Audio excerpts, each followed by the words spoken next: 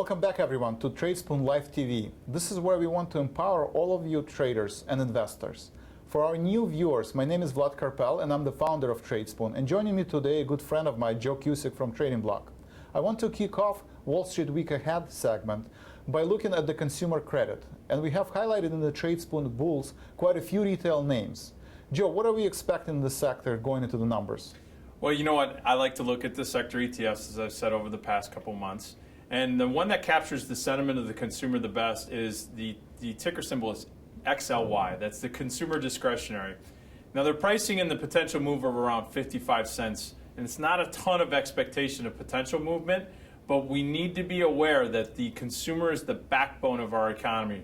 And any hiccup will shake the market. Specifically, if you see any hiccup, it'll come in the small and mid-cap sectors, right, as well as in this retail name. They're all sitting on that support level right now. The major indices, as the broad-based indices, as well as these sector ETFs. So we're seeing XLY. It's been in a consolidation for the last 2 weeks. Any break, either to the upside or the downside, that's going to be an indication. Now, I want to stress here, though, at this point, if it does break these levels, it's not that the trend has changed. Okay, especially to the downside. It just means that then the bears are going to have a little bit more fuel at this stage. And if XLY does break that support right now that we're seeing in there, then again, that's going to be a flag, and you need to be aware of that going into this number. Yes, and retail is a great forward-leading indicator. Consumer sentiment is a great forward-looking indication of how well the economy is going to perform. Joe, we had on our Tradespoon bullish conviction list 2 names that have had highly bullish score of 10, and those are ticker symbol TIF, Tiffany and Company, and Foot Locker, ticker symbol FL. Why couldn't you just start with Foot Locker? Why do we have to go to Tiffany? Honey, don't watch this one today. All right, but let's move away from there, all right? I know that we've had those on there. She's seen it. She said I should buy her something at Tiffany's now. That's not how it works. That's not how this recommendation works. But let's take a look now, though, at crude. I want to shift gears, move a little bit away from retail. And what we do every week is we take a look at USO, going into the crude inventory number. And right now, that oil ETF is pricing in the potential move of around 52 cents. And again, that isn't a huge move when you think about it in terms of where the underlying's trading. But crude has been at a base right now. The stronger dollar has held it down, so it hasn't had an opportunity really to pop. But if the dollar gets weak at all during this week, if you see the US dollar get weak, or if you see any of these numbers come out that are extremely bullish, then the consumer is going to be even more active in the economy, you could see that oil could be on the move. So stay on your toes on this one. And keep a look at this. Build your watch list out now. You know, you should be looking at some of these names. Yes, and buying into the weakness is one of the strategies we outlined in our previous webinars. And when it comes to energy sector, ticker HAL, Halliburton Corporation, on the Tradespoon bullish conviction list that we update every single day, with a 10 for 10 on our long-term ratings and a short-term rating of also 10. This could be a nice spot to take a position in this oversold sector. Yeah, those are great insights. You know, you buy on weakness, you sell on the strength. So that is perfect insight there, Vlad. Now, I want to shift back, though, to the consumer. And I want to take a look at retail sales that are going to be coming up at the end of the week. And if you take a look at the sector ETF that tracks retail sales, that's XRT. And it's pricing in the potential move of $1, which is pretty decent when you're thinking about retailers have been so bullish. Yes, the retailers are the backbone of the small caps. ETF. So if we see any weakness in this sector, it could be a red flag for the bulls. I want to highlight that we have some great webinars coming up this week, so take advantage of these live opportunities to hear from experienced traders and veterans like Joe and myself. So at this point, make sure that you check out this weekly webinars. We have packed schedule this week, and Joe, you are doing a session on exploration and position maintenance. That should be a fun one. Yeah.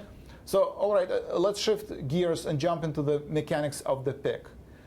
It is now time to look at some of our recent picks that we have recommended in the past couple weeks. This is where we break down the logic of the trade, as well as any follow-up as far as adjustments or position maintenance. The first premium pick I want to cover is Nike, ticker symbol NKE. Nike has demonstrated a pattern of short-term bullish technical signs, breaking this overhead resistance at $80 last week, happened on Thursday or Friday. And when we made this pick, the stock was trading at $78, and it looked undervalued at this price level. Nike has exceeded 1 and met 3 of the last 4 quarters, which becomes an integral part of our fundamental analysis. And Nike has dominant market position, makes the stock good short and long-term investment. Our overall score for Nike is 7.5, with the stock now settled over resistance. Joe, any thoughts on the trade in Nike? Yeah. Well, first of all, I just bought 5 sets of new Nike pair of shoes for back to school, so God knows I've helped the stock. That's why it popped last week, as a matter of fact. Let's take a look at the stock trade.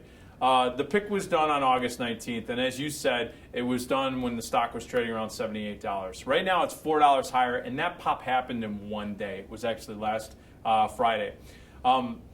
This also meets half the price target objective that you suggested when you put the trade out originally for the stock. With the implied volatility now jumping from 16 to 22 after this move, this is a huge one-day move, not only in the stock price, but also in the volatility. At the bare minimum, you should be looking to sell potentially some OC calls against your stock position, probably at the $85 or excuse me, the $75 stock or $85 strike price.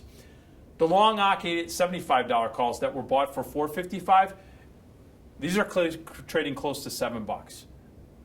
You know what I always say: pigs get slaughtered. Take your profits. If you can get it at $7 or better, take your profits. Now, looking at the $75, $77.5 call spread, this one you're going to have to sit in if you want the pure 85 cents as far as your total profit, but it's trading around $2, $2.10. If you can get any one of those prices to close it, you originally bought it, I think, at around $1.45. If you can get that, pull it. I think it's a great profit opportunity. And as you said before, selling the strength, buying the weakness. This is a great opportunity, especially with that short-term pop. You get a move like that, you might want to start taking some profits. Yes, and we encourage you to look at our previous past webinars where we actually did talk about selling into the strength, buying on the weakness. So thanks, Joe, for your insight. And as always, if we do take any of these trades off before the target is reached, we will notify you via our daily email. So please be sure to read our daily emails. We always do notify our investors and our subscribers with any adjustment we make to the trade. And now I'd like to turn our attention into our elite service, where we provide one trade recommendation a week. Let's take a look at the Molson Coors, ticker symbol TAP. And TAP has demonstrated a pattern of neutral to positively technical signs, but it looks correctly valued at this price level, looking at our discounted cash flow analysis. And TAP has exceeded 2 and met 2 out of the last 4 quarter earnings estimates. TAP pierced through the previous all-time high of $58 earlier this year, and resistance at around $75 shows that investors are willing to take the price of TAP higher. Moreover, the stock has shown good fundamental results. Our overall score of TAP, based on our research, qualitative and quantitative research, is 8.0. Joe, what are your thoughts on this trade? TAP makes my favorite beer, Labatt's Blue. I was just in Hamilton, Ontario all weekend. I can tell you the score went from 8 to about a 10 after the damage we did. We actually went right through the brewery. It was awesome. It was a good time. But needless to say, you know how Buffett says, buy what you love, buy what you know. I would take a conservative approach to this. Even though I love the brand, I love their product, I would say that you need to be very conservative on this one. It has had a nice run up. It's gone from 58 to 75, as you had noticed, as you had outlined. I think it's been a little choppy here the last couple of months. I would not put more than 1.5% of the total portfolio value in any one of the 3 positions. So be very conservative on your capital outlay on that particular positioning. The other thing, too, is that you want to be aware if there are a short-term burst on the stock, whether it goes from 72 to 75, look to potentially take a profit there. If it blows through 75 over the next couple weeks, you really need to be focused and take profits there. Again, as you said in the webinar that we did last week, if you see a push of 3 to 5% in a very short period of time, anywhere from 2 to 8 trading days, you need to pull the trigger on that, especially if it's in your favor. The trading gods are giving you something there. Thanks, Joe, for your insights. And at this point, let's turn our attention to our last segment, where we will talk about one of our tools, Tradespoon tools. And we spend a lot of time and effort building technology, because Joe and myself, we have passion for technology and building tools that help us be smarter investors.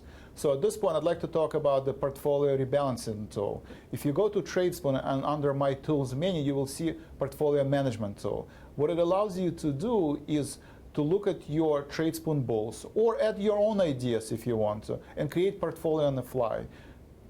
Tradespoon bulls give you a list of the best stocks in any given sector. And that's the first part of your decision-making process. The second part is find the optimal technical setup to enter into a position. But once you do that and you have over 10 names in your portfolio, how do you manage them? And that's the Tradespoon portfolio tools. It allows you to find the optimal weights to allocate into any of your positions, and then find what are your exposure in the portfolio. So wait a minute. So you're telling me that you can use the tool, the bulls or bears section on Tradespoon. It gives you anywhere from 20 to 40 names. You click a button, it now puts you into this rebalancing engine. Yes. Okay, so this rebalancing engine now gives you, based on the dollars that you want to put into a portfolio in those 40 or 20 names or whatever, and whether you're bullish or bearish, can you also go in there and say, okay, I want to have, at the end of the year, this is what my objective is as far as my rate of return? Yes, we're implementing the most recent innovation in modern portfolio theories. We're running Markowitz algorithm, and we have our own proprietary algorithms that can look at your portfolio and find the volatility of your portfolio and try to find the desired rate of return. Let's say you're looking for 20 to 40% return on your portfolio. How do you achieve that with minimizing the risk and minimizing the volatility? So we're looking at the Sharpe ratio, we're looking at the correlation matrix, and we're finding what is the best way to achieve your desired returns by decreasing the volatility of your portfolio and finding the optimal weights for each of your positions. So it's giving you professional signals to either lighten up or start to load up on positions in there so it can optimize meeting that percentage return. I got another question for you. Sure. Can you backtest? Yes. Once you create a portfolio, right now we're in the bull market, you wanted to see what was your rate of return of your portfolio will be during the last bullish cycle. So you can say, how did my portfolio do between 2003 and 2005? And it will tell you, if we are in the bull market, your portfolio will return a certain amount. If you wanted to stress test your portfolio and do a what-if scenario, what if we are in a bearish market and we're looking at the 2008 and 2009 recession? What would be my return in my portfolio? You can backtest your portfolio, find what your beta is of your portfolio, and see, how to hedge that. Maybe you want to decrease the exposure to the market. Maybe you want to buy VIX calls. Maybe you want to buy S&P puts. But it's a great tool that allows you to stress test your portfolio and find what your exposure to the market is. All right. So you're putting institutional hedge fund style power and technology right in the hands of everybody out there. So I think it's absolutely incredible. I love the tool. I think it's a perfect addition to someone's arsenal. I do have one final question. When are we going to get options on this thing? Yes. I know that a lot of our subscribers have a smaller portfolio, and in order to give you that leverage, we are looking to substitute our stock positions with optimal option strategies. We're looking at the 50 to 75 days till expiration, and we're finding the option strategy that will give you the highest rate of return, minimize your cost basis, and give you leverage. And if we find these strategies, we will substitute your stock position, and we will suggest what are the optimal option strategy, whether it's selling credit, put spread, or buying calls, debit spreads. We will substitute that and suggest you strategies. You heard it now, folks. 30 days. I think that's what I hear in all this. 30 days, and we're going to have this tool where not only if you have a very large portfolio of only stocks, and all of a sudden you have a nice move to the upside, it could actually suggest sell some calls against these names. Or you can go in and if you're entering, say, hey, I might want to do a put credit spread. It falls there. I mean, Vlad, there's no one else out there that has this tool. This would be enormous. And, the value here which I don't like to spell out value for people, but I know for a fact, because I've been out looking for platforms that will do this, I know for a fact right now that you'd have to pay thousands and thousands of dollars every month just to have access to this tool as a hedge fund or accredited investor. So this is really powerful, and thanks for continuing to bubble this technology up to our hands. Thank you, Joe. Thanks for this kind feedback. And thanks, everyone, for joining us this week. And I want to thank Joe Cusick for participating at this live TV. Make sure to check our daily emails for our upcoming webinars. And have a great trading week. And we will see you next week.